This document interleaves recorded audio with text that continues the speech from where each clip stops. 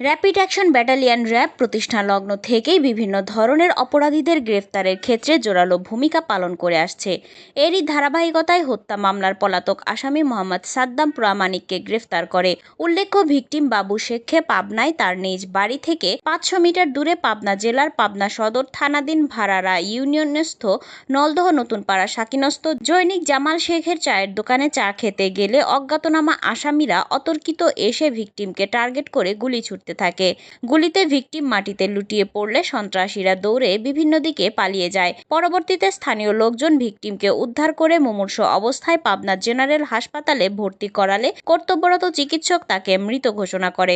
পরবর্তীতে নিহতের পরিবারের লোকজন পাবনা সদর থানায় একটি হত্যা মামলা দায়ের করেন। এরই ধারাবাহিকতায় মোহাম্মদ ফারুক হোসেন পিপিএম অধিনায়ক র্যাব ১২ সিরাজগঞ্জ মহোদয়ের নির্দেশনায় র্যাব ১২ সিপিসি ২ পাবনার ভারপ্রাপ্ত company commander ASP Mohammad Monowar Hossain চৌধুরীর নেতৃত্বে র্যাবের আভিযানিক দল শুক্রবার পাবনার জেলা সদর থানাধীন গয়েশপুর ইউনিয়নের কৃষ্ণপুর এলাকায় অভিযান পরিচালনা করে তাকে আটক করে। এই ঘটনায় অন্যান্য আসামিদেরও গ্রেফতারের চেষ্টা অব্যাহত রয়েছে।